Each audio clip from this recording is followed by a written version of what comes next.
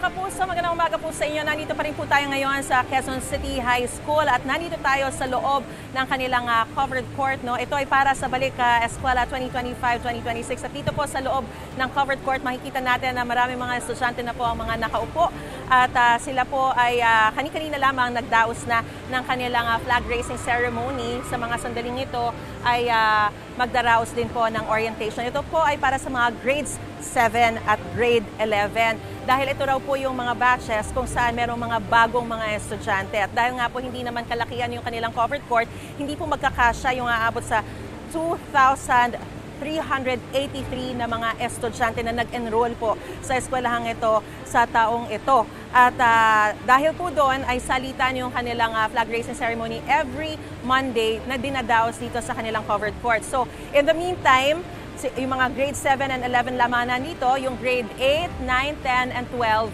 ay nandun po sa kanilang mga classroom at doon na magdaraos ng kanilang mga flag raising ceremony.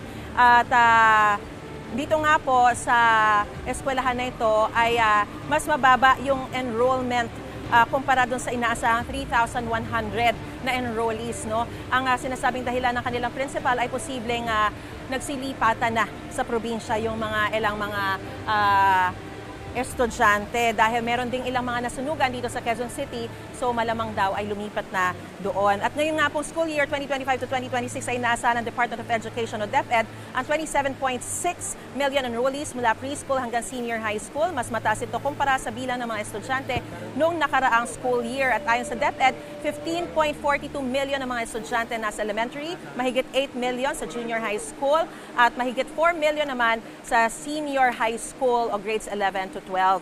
At kanina nakita natin yung patuloy na pagdating, pero dahil nga 7 o'clock inaasahan yung pagsisimula ng mga klase, ay karamihan sa kanila nakasettle na po. Sa punto po ito, may makakausap po tayong isa sa mga estudyante nila. No? Ito si, anong pangalan mo nga? Tiffany po. Tiffany. At anong grade mo na? Grade 12 na po, graduating. Graduating Yes ka po. na? Ikaw bang top student? Hopefully po ngayon. Alright. Paano ka naghanda para sa pasukan ngayong araw na to? Actually po, excited po ako ngayong pasukan since graduating nga po. So, thankfully po, naging productive naman po yung preparations ko kagabi. Natulog po na umaga and nagising rin po ng maaga ngayong araw. And ayun po, kagabi po sinend po sa amin yung schedule.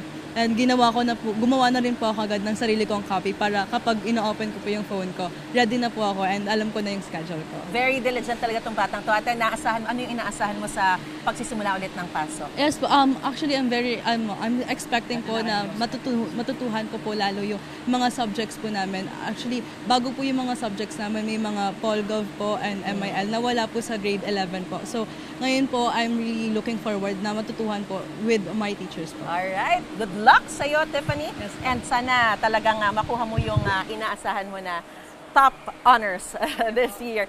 Congrats and good luck din. At sa punto naman pong ito mga kapuso, para bigyan pa tayo ng karagdagang detalye para sa Balik Eskwela 2025 ay makakapanayan po natin ng live si Undersecretary Malcolm Garma, ang Undersecretary for Operations ng Department of Education. Magandang umaga po sa inyo, Yusek Garma. Yeah, magandang umaga Maris at magandang umaga sa mga taga-subaybay, no, ninyong programa ang Unang Hirit. Opo. Una po sa lahat para sa kalaman ng ating mga kapuso, ano po ba ang dahilan kung bakit ibinalik na ulit sa Hunyo yung pagbubukas ng klase? Kasi parang nangyayari po, parang urong-sulong, naging August, September, tapos balik June.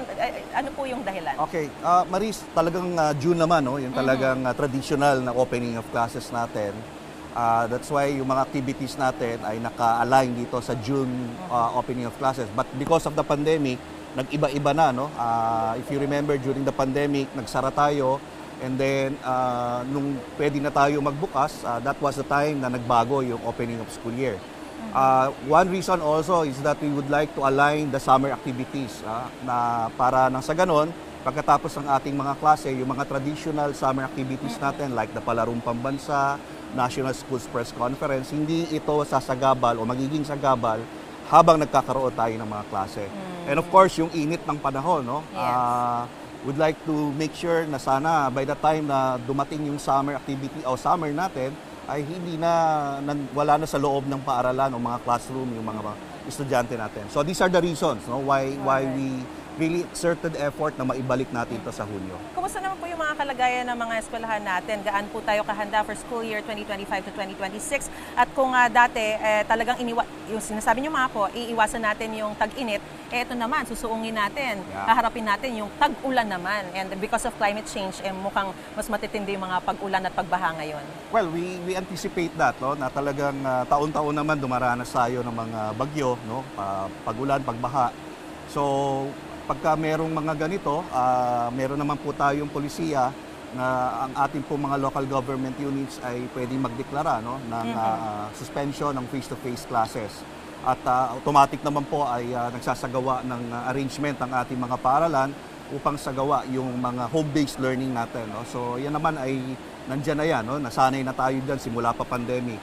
So ito po yung mga bagay na kailangan po nating in anticipation. No? At mabuti nga ngayon, siguro baka ngayon lang din yung bihirang pagkakataon na opening of classes na walang ulan. At least dito sa NCR. No? So, but of course, we have to be ready for whatever calamity that will happen in the next few months.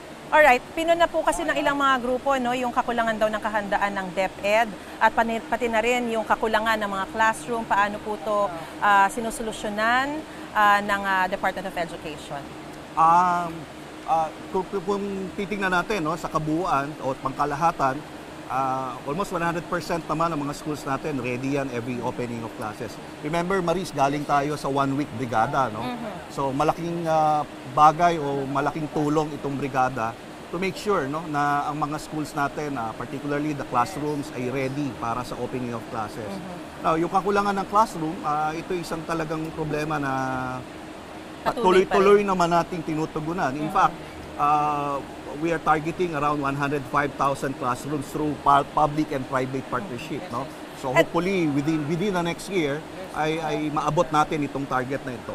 Yusek, very briefly, ngayong taon din po yung pilot implementation ng revised senior high school curriculum sa ilang mga paaralan. Ano po ba yung mga pagbabagong dapat asahan dito sa pilot implementation na ito? Okay, pilot implementation means hindi muna lahat, no, ng senior high schools natin ay magsasagawa nitong strengthened senior high school program natin. So around mga less than 900 schools yan, no, na napili natin na maging bahagi nitong tinatawag nating pilot study.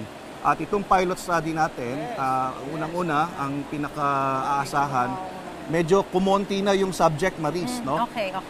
From 15 core learning areas na dating ginagawa ngayon, no, sa kasalukuyan, ay naging 5 na lang yan, Maris. 5? So that magkaroon ng mas mahabang panahon yung ating mga senior high school para doon sa kanilang mga elective courses.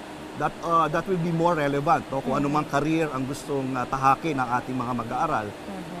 Pangalawa, pinalawak din natin, no? Pinahaba natin yung work immersion hours. So from 380 to 320, ngayon 640 hours na. So that means mas maraming pagkakataon ng mga mag-aaral na matuto. Ma-immerse. Yung practical na pagkatuto talaga. Kung ano mang career, no, yung kanilang gustong tahakin. Oo, and which is more needed. Maraming salamat po sa impormasyon binigay niyo po sa amin, sa inyo pong panahon. Undersecretary for Operations ng Department of Education, Undersecretary Malcolm Garma. Maraming salamat. Good luck po sa pasukan. Thank you. Salamat po, salamat. God bless. At yan po muna ang latest na sitwasyon mula pa rin dito sa Quezon City High School. Balik po muna sa studio. Gusto mo bang mauna sa mga balita? Mag-subscribe na sa GMA Integrated News sa YouTube at tumutok sa unang balita.